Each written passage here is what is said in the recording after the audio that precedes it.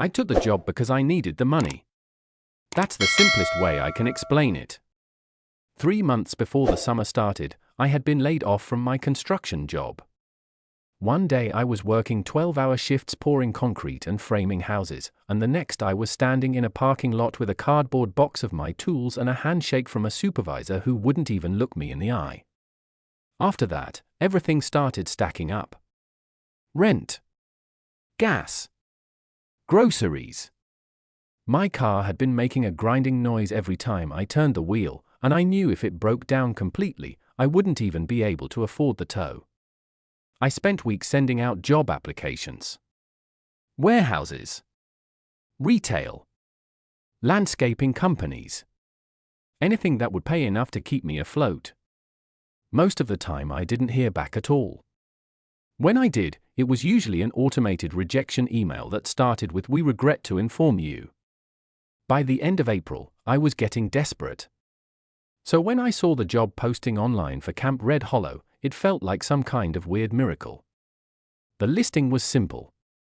Summer camp counselor needed. Housing and meals included. The pay wasn't anything special, but the words "housing included" caught my attention immediately. If I didn't have to worry about rent for the summer, I could actually save a little money. The camp was located deep in the forests of southern Ohio, about an hour away from the nearest town. At the time, that actually sounded peaceful. Fresh air. Quiet nights. No traffic, no crowds. Looking back now, that should have been my first warning. The drive to the camp took longer than I expected. Once I left the highway, the road narrowed into a winding path that twisted through miles of forest. Towering pine trees lined both sides, their branches stretching high overhead and blocking out most of the sky. The deeper I drove, the darker it seemed to get, even though it was still late afternoon. About 20 minutes before I reached the camp, my phone lost signal completely. No bars. No GPS. Just an empty screen. Eventually, the road opened into a small clearing where I saw the wooden entrance sign. Camp Red Hollow. The letters were faded and cracked, like the sign had been sitting there for decades. Moss clung to the wood, and one corner of the board had splintered off, hanging loose. Beyond it was a gravel road that disappeared deeper into the forest. The camp itself looked pretty normal at first glance. A handful of old wooden cabins were scattered around a large clearing.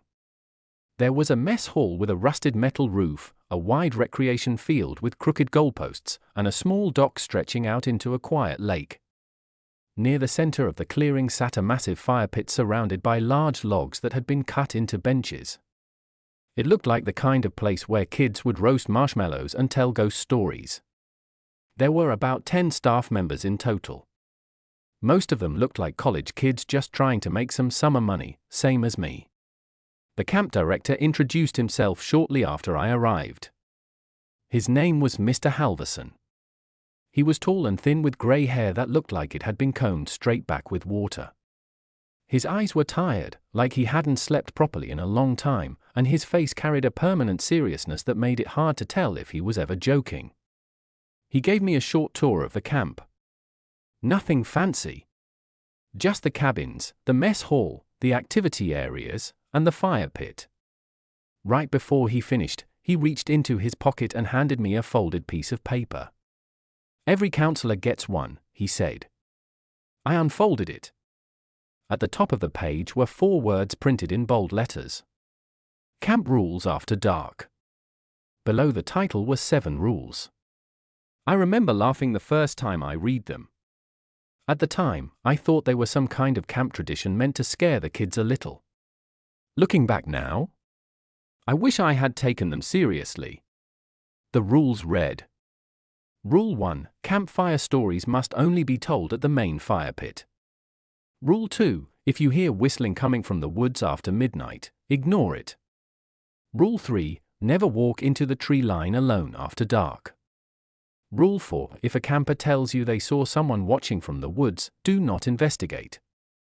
Rule 5, do not respond to voices calling your name from the forest. Rule 6, if the fire suddenly goes out during storytelling, everyone must return to their cabins immediately. Rule 7. If you see someone standing at the edge of the trees during a campfire story, do not acknowledge them. I looked up at Mr. Halverson. You serious? I asked. His expression didn't change.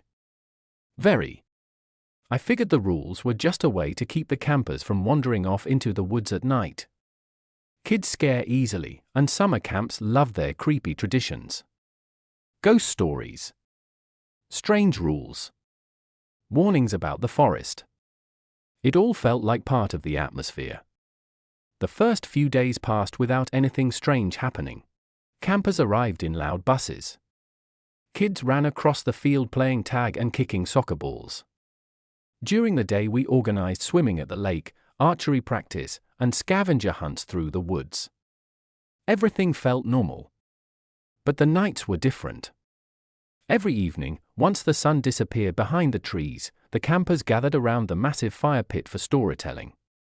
The firelight would flicker across their faces while the forest around us sank into darkness. The first counselor to tell a story was a guy named Tyler. He told some cheesy ghost story about a hitchhiker who haunted a highway outside town. The kids loved it. Some screamed. Some laughed. A few of the younger ones clutched their marshmallows like they were lifelines. After the story ended, the campers headed back to their cabins while the counselors stayed behind to clean up. That's when I heard it for the first time. A whistle. It was faint. Long and low, drifting through the trees like the sound of wind slipping between branches. I turned toward the forest. Did you hear that? I asked. Tyler froze instantly. His relaxed expression vanished. Then he looked straight at me and said something that made my stomach tighten. Yeah. He paused for a second before adding quietly. Don't answer it. The whistle came again. This time it lasted longer. And it sounded closer. The sound seemed to echo between the trees like something moving through the darkness. That's when I noticed something else. At the edge of the tree line, just beyond where the firelight reached, there was someone standing there. Watching us. Perfectly still. At first I assumed it was one of the older campers trying to scare the others. But the longer I stared, the more wrong the shape of the figure seemed. It was too tall. Too thin. And it hadn't moved once. Tyler grabbed my arm suddenly. His voice dropped to a whisper. Don't look at it. The whistle echoed through the trees again. But this time, it wasn't just one sound. The forest answered back. Another whistle rose somewhere deeper in the woods. Then another. Then another. And suddenly it sounded like the whistling was coming from every direction at once. I forced myself to look away from the trees. Tyler's grip on my arm tightened like he was afraid I might do something stupid. Just go back to the cabins, he muttered under his breath. But there's someone out there, I whispered. I know. His voice sounded tense in a way I hadn't heard before. The casual, joking tone he usually had around the campers was gone. Just don't look at it. The campers were already being herded back toward their cabins by the other counselors. Most of them hadn't even noticed the figure in the trees. They were too busy laughing, talking about the stories, or complaining about the smoke from the campfire. But I had noticed. And once you see something like that, it's impossible to pretend you didn't. As the last of the kids disappeared into the cabins, I glanced toward the forest again, unable to stop myself. The figure was gone. I didn't see it move. I didn't hear footsteps or branches snapping. It was just gone. Like it had never been there. But I knew it had. The next morning I asked Tyler about it. We were sitting outside the mess hall eating breakfast while the campers ran around the recreation field. The morning sun made the place look harmless again. Birds chirped, kids shouted across the grass, and the smell of pancakes drifted out from the kitchen. It felt like a completely different place than the one I'd seen the night before. So what was that thing last night? I asked. Tyler stared down at his coffee cup for a long moment. You saw it too, he finally said. Yeah. He sighed heavily. That means it noticed you. That wasn't the answer I was expecting. What does that mean? Tyler didn't respond right away. Instead, he looked around the camp like he was making sure no one else was listening. Then he leaned a little closer to me. Every summer, he said quietly, someone new notices them. Them? He nodded slowly. The things in the woods. I let out a small nervous laugh. You're messing with me. I wish I was. He pointed toward the tree line in the distance. In the daylight, the forest just looked like any other forest. Tall pines, thick shadows, endless green. But now it felt different. You know how this place got its name? Tyler asked. Red Hollow? He nodded. Back in the 1800s there used to be a small logging town out here. People lived deep in these woods. Okay. One winter, the entire town vanished. I raised an eyebrow. Vanished how? No bodies. No signs of struggle. Just empty homes and cold fireplaces. Like everyone simply walked away into the forest and never came back. That sounds like an urban legend. That's what I thought too when I first came here, Tyler said quietly. But the locals believe something else. What? They say the forest took them. I rolled my eyes, though I felt a chill crawl up the back of my neck. Come on. Tyler didn't smile. They say the woods here are older than the towns around them. Older than the roads. Older than anything that should be here. A breeze moved through the trees then. For some reason it made the entire forest feel like it was breathing. The stories say something lives out there, Tyler continued. Something that listens to people's stories. Campfire stories. He nodded. And sometimes those stories come true. That night we had another campfire gathering. The fire crackled loudly as the campers sat in a circle around the flames. The orange glow lit their faces while the dark forest surrounded the clearing like a silent wall. The counselors took turns telling stories again. This time a girl named Jenna told one about a ghost that appeared in cabin windows at night. The kids screamed and laughed every time she described the ghost getting closer to the glass. Just normal camp stuff. At least it started that way. But halfway through her story, the fire suddenly dimmed. At first I thought it was just the wood burning down. Then the flames dropped lower. And lower. Until the fire was barely glowing. A nervous murmur spread through the campers. Tyler looked at me. His face had gone pale. Rule 6, he whispered. I remembered the paper in the counselor handbook.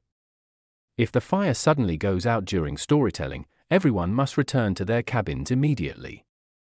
Jenna tried to laugh it off. Guess the fire's dying. Then it happened. The whistle. But this time it was much louder. Much closer. And it wasn't coming from just one direction. It came from everywhere. The trees. The lake. Behind the cabins. All around us. The campers started panicking. Mr. Halverson stood up quickly. Everyone back to your cabins. Now. The counselors rushed the kids away from the fire pit as fast as they could.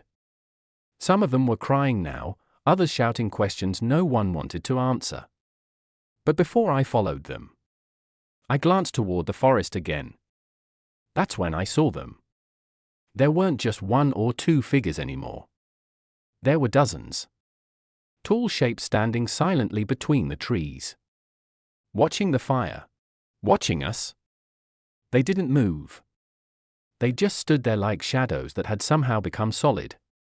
One of them stepped forward slightly, just enough for the fading firelight to touch its face. Except it didn't really have one. Just darkness. And two faint glowing eyes. Then the whistle came again. But this time, it sounded different. Closer. and disturbingly human. Right behind me, a voice whispered softly into my ear. "Tell us another story." I spun around instantly. But no one was there. Just the empty clearing and the counselors rushing the campers away. And the fire had completely gone out. The next morning, the camp looked normal again. That was the strange thing about Pine Hollow. Every sunrise seemed to wipe away the horror of the night before, like the forest itself was pretending nothing had happened. Kids were laughing outside the cabins. Counselors were walking to the dining hall with coffee mugs. The lake shimmered peacefully in the distance. But the uneasiness from the night before clung to me like damp air. I barely slept. Every time I closed my eyes, I pictured those silhouettes standing between the trees. Watching. Waiting.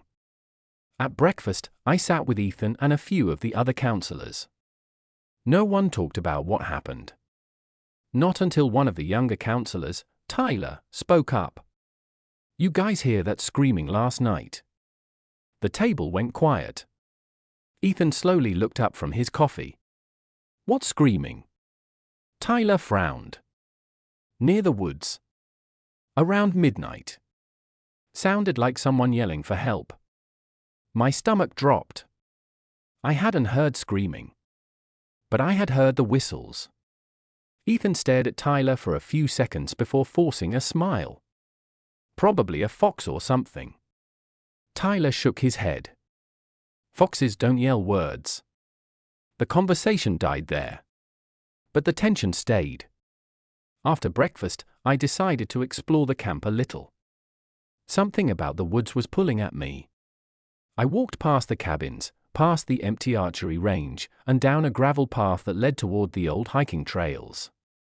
The deeper I went, the quieter everything became. No birds. No wind. Just the crunch of gravel under my shoes. Eventually the path turned to dirt, and the trees thickened around me. That's when I saw it. An old wooden sign nailed to a tree. The paint was faded and peeling, but I could still read the words carved into it. "Trail closed." Below that, someone had scratched something into the wood with a knife. "Don't follow the whistles." I felt a chill crawl up my back. The same warning again. I stood there for a long moment, staring at the trees beyond the sign. They looked darker somehow. Denser. Like the forest was swallowing the trail. And then I noticed something else. Footprints. Fresh ones. They led past the sign. Into the woods. I don't know why I followed them. Maybe curiosity. Maybe stupidity. Maybe the same strange pull that had been dragging my attention toward the forest since the moment I arrived. The trees closed in around me as I walked. The sunlight barely reached the ground. Every few steps, I felt like someone was watching me. Like something was moving just out of sight. Then the smell hit me. Rotting wood. Damp earth. And something metallic. Like rust. The footprints eventually stopped at a small clearing. And in the middle of the clearing stood an old structure. A cabin. But not like the other cabins at camp. This one looked ancient. The wood was grey and warped. The windows were shattered. The roof sagged inward like it might collapse any second. The door hung slightly open. As I stepped closer, I noticed something carved into the wooden frame above the entrance. Dozens of tally marks. Hundreds maybe. And underneath them, words scratched deep into the wood. They only come when you listen. A cold shiver ran down my spine. Before I could think twice, I pushed the door open. The inside of the cabin was dark. Dust floated through thin beams of light coming through the broken windows. Old furniture lay scattered across the floor. And the walls? The walls were covered in writing. Names. Dates. Messages scratched into the wood. Some of them were barely readable. But a few stood out clearly. They stand in the trees. If they whistle back, don't move. They take the ones who follow. My heart started racing. Someone had been here. A lot of people. And they had all been afraid of the same thing. I turned to leave. That's when I heard it. A whistle. Long. Low. Echoing through the forest. I froze. Another whistle answered it. Closer. Then another. And another. They were surrounding the clearing. My chest tightened as I slowly turned toward the broken window. At first I didn't see anything. Just trees. Fog drifting between them. Then a shape moved. Tall. Unnaturally tall. Standing perfectly still between two trees. Then another appeared. And another. Dark figures stepping quietly out from the forest. Watching the cabin. Watching me. My breathing became shallow. There had to be at least 6 of them. Maybe more. They weren't coming closer. They were just standing there. Silent. Except for the whistles. One of them tilted its head slightly. Then it whistled again. But this time, the sound was different. Because it wasn't just a whistle. It sounded like words. Like someone trying to imitate human speech. Slow. Broken. Almost curious. And I swear, I heard it say my name. Ma, son. My blood went cold. I didn't remember telling anyone my name out here. Another figure stepped forward from the trees. Taller than the rest.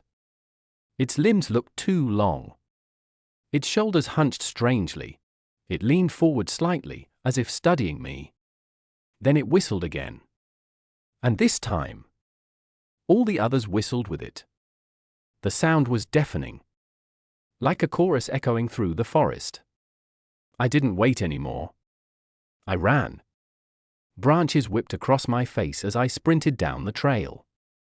The whistles followed me. Louder. Closer. Sometimes right behind me. Sometimes far off in the distance. Like they were moving through the forest faster than I could run. I burst out of the trees and back onto the gravel path near the cabins. The whistles stopped instantly.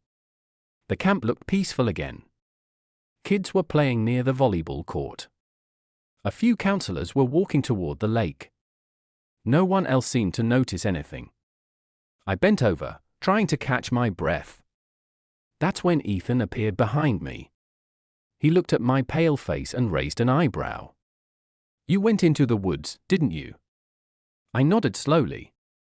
He sighed. For a moment he looked genuinely worried. Then he said something that made my stomach drop. You shouldn't have done that. I swallowed. What are they? Ethan didn't answer right away. He just stared at the tree line. Finally he said quietly. They've been here longer than the camp. I felt a knot tighten in my chest. What do they want? Ethan looked at me again. But this time there was something darker in his expression. Something almost hopeless. They don't want anything. He paused. Then added quietly. They just take. For the rest of the day, I couldn't focus on anything. The kids were swimming in the lake, counselors were organizing games, and the camp director was giving announcements over the loudspeaker like it was any normal summer day. But every time I looked toward the forest, I felt that same cold pressure in my chest. Like something was staring back. Ethan avoided me most of the afternoon. Whenever our eyes met, he quickly looked away. It was obvious he knew more than he was willing to say. By evening, the sky turned dark gray as a storm rolled in over the forest. Thunder rumbled in the distance, and the air grew heavy and humid. Storm nights always made the woods feel worse. The campers gathered in the dining hall for dinner, and the rain finally started pouring down against the roof. Lightning flashed through the windows. And for a moment, I could have sworn I saw shapes standing at the edge of the tree line. Just barely visible in the storm. Watching. After dinner, the camp director made an announcement. Since the storm cancelled outdoor activities tonight, we'll do campfire stories in the main lodge. A few of the kids cheered. But when the words campfire stories were said, several counselors exchanged uneasy glances. Ethan especially. I noticed the way his jaw tightened. The main lodge was an old wooden building near the center of camp. Inside, a large stone fireplace crackled with firelight while rain hammered the roof above us. Dozens of campers sat in a circle on the floor. The counselors stood around the walls. The storm outside kept getting worse. Thunder boomed so loudly the windows rattled. One of the older counselors, Mark, clapped his hands. "All right, everyone. Who wants to hear a scary story?" The kids immediately started shouting. Mark grinned and sat near the fire. "Okay, here's one that actually happened right here at Pine Hollow." Several counselors shifted uncomfortably. I saw Ethan shake his head slightly, like he wanted Mark to stop. But Mark continued. "About 15 years ago, a counselor disappeared during a storm just like this one." The kids leaned closer. They searched the entire forest for him. Dogs, helicopters, everything. Lightning flashed outside. But they never found him. A few of the younger kids gasped. Mark lowered his voice. Except, one camper claimed he saw something that night. Another thunderclap shook the lodge. He said he woke up because he heard whistling in the woods. My stomach twisted. The kids were completely silent now. The boy looked out his cabin window and saw tall figures standing between the trees. A counselor near the wall whispered quietly, "Mark." But he ignored them. The boy said the figures were whistling back and forth to each other. Outside, the wind slammed against the lodge. And then, he saw the counselor walk into the woods. A kid near the fire asked quietly, "Why?" Mark stared into the flames. Because something in the forest called his name. The entire room went silent. Even the storm outside seemed quieter for a moment. Then, a whistle echoed from the woods. Everyone froze. At first, I thought it might have been the wind. But then it came again. Clear. Sharp. Close. A kid near the window whispered, "Did you hear that?" Another whistle answered it from deeper in the forest. Ethan immediately stood up. "Everyone stay inside." The whistles continued. One, then another, then several at once. The sound echoed through the storm. Like something was circling the camp. The younger kids started looking nervous. One girl began crying quietly. The whistles grew louder. And then something happened that made the entire room go silent. A whistle came from right outside the lodge window. Not in the distance. Right outside. Several kids screamed. Lightning flashed across the sky. And for half a second, the forest outside lit up bright white. In that brief flash of light, everyone saw them. Tall shapes standing between the trees. At least a dozen. Maybe more. Perfectly still. Watching the lodge. The room exploded into panic. Kids were screaming. Some were crying. Counselors rushed to close the curtains. But the whistles didn't stop. They kept echoing around the camp. Moving closer. The camp director grabbed a flashlight. "Everyone stay here." He ran to the door with two other counselors. Ethan grabbed my arm. "Don't go outside." But it was already too late. The director opened the lodge door. The storm wind roared inside instantly. Rain poured across the wooden floor. And then we heard something out in the darkness. Footsteps. Slow. Heavy. Moving across the gravel. The director shined his flashlight toward the path. For a moment there was nothing. Then the beam landed on something tall standing near the tree line. The figure didn't move.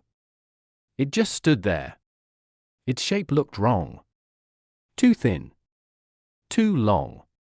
The flashlight trembled in the director's hand. What the hell? The figure slowly tilted its head. Then it whistled. But this time, the whistle clearly formed words. Jar Jar, Cobb. The director's name. The room behind us went dead silent. The director stepped backward. The thing in the trees leaned forward slightly. And then more shapes stepped out of the darkness behind it. Dozens of them. The whistles erupted again. Loud. Chaotic. Echoing through the storm. And suddenly one of the kids near the window screamed. They're coming closer. Everyone looked outside. The figures were no longer standing at the trees. They were walking toward the camp. Slowly. Quietly. Like they had all the time in the world. Ethan grabbed my shoulder. His voice was barely above a whisper. This is why the stories exist. I stared at the approaching silhouettes. My heart pounding in my chest. What do we do? Ethan's face looked pale in the firelight.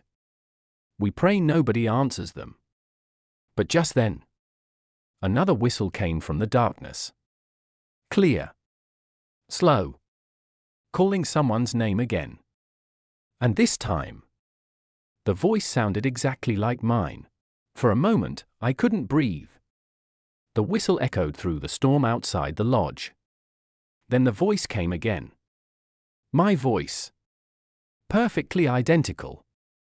Calling from the darkness. Cos. Every head in the room slowly turned toward me. The campers looked terrified. Several of the counselors stared at me like they had just realized something horrible. Ethan's grip tightened on my arm. Don't move, he whispered. Outside, the silhouettes kept approaching through the rain. Lightning flashed again, briefly lighting up the clearing. They were closer now. Much closer. Tall, thin shapes moving slowly between the cabins. And every few seconds, one of them would whistle. Each whistle sounding more like a human voice. Calling names. The kids began crying louder. One boy screamed, "They're going to get us." The camp director slammed the lodge door shut and locked it. Everyone stay away from the windows. But the whistles didn't stop. They circled the building. Sometimes close to the walls. Sometimes far away in the trees. And every few minutes, one voice would call my name again. Using my own voice. Marcus. It sounded patient. Like it knew I would eventually answer. Ethan leaned close to me. They're testing you. What? They mimic people. They learn voices. They try to get someone to respond. Thunder shook the lodge again.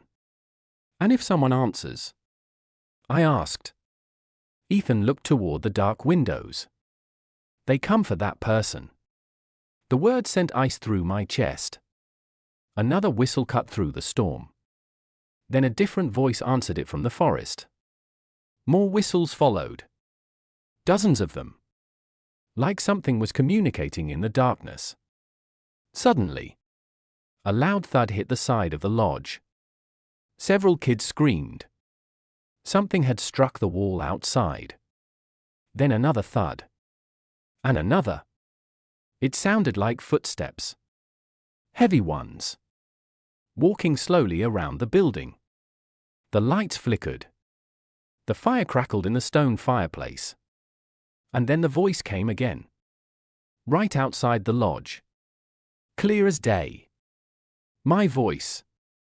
Marcus, come outside. The words echoed through the entire room. A few campers started crying hysterically. Ethan shook his head firmly. Don't answer. No matter what you hear. Another voice joined the first one. Also mine. Marcus, help us. The voice sounded desperate. Like someone injured in the woods. A few counselors looked uneasy. The director stepped closer to the door. What if someone really is out there? Ethan snapped back immediately. No one is out there. Then the voice screamed. Please help. It sounded exactly like me. Perfect. Desperate. Human. One of the younger counselors looked shaken. We can't just ignore that. Before anyone could stop him, he shouted toward the door. Who's out there? The room froze. Ethan's face went pale. Oh no. Outside, every whistle stopped. The forest went completely silent. Then slowly, one whistle returned. But it was different now. Longer. Excited. And then another whistle answered it. Then another. Within seconds, dozens of whistles echoed through the forest again. But this time they sounded closer. Much closer. The counselors backed away from the door. Something heavy scraped against the outside wall. Then the lodge window nearest the door fogged up from the outside. As if something was breathing against the glass. Lightning flashed. And for a split second, we all saw it. A tall figure standing inches from the window. Its body unnaturally thin. Arms too long. Head slightly tilted. Its face was pressed against the glass. But its features looked wrong. Like someone had tried to copy a human face from memory. And failed. Then it whistled again. But this time, the whistle clearly said a word. Open? Several kids screamed. The director backed away from the door. Outside, shadows moved around the lodge. More shapes appeared in the rain. At least 20 of them now. Maybe more. They slowly surrounded the building. Whistling. Calling names. Testing voices. Ethan grabbed a lantern and turned down the lights inside the lodge. Everyone stay quiet. The campers huddled together near the fireplace. No one spoke. Outside, the creatures kept moving around the building. Sometimes tapping the walls. Sometimes whispering names.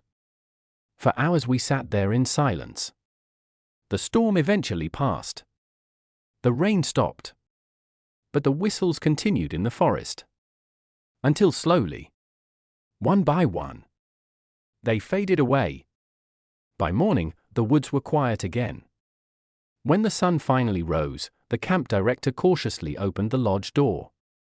The clearing looked normal. No footprints. No signs of anything strange. Just wet grass and empty forest. But near the door, there was something scratched into the wooden wall. A message. Deep claw marks carved into the wood. Only 2 words. Next time. Most of the counselors quit that same week. Several campers refused to come back the following summer. And the director banned campfire stories during storms. But Ethan told me something before I left Pine Hollow, something that still keeps me awake at night. Those stories? They weren't meant to scare campers. They were warnings. Because sometimes, during the quietest nights, people camping deep in those Ohio would still hear it. A whistle drifting through the trees. Calling their name. Using their own voice.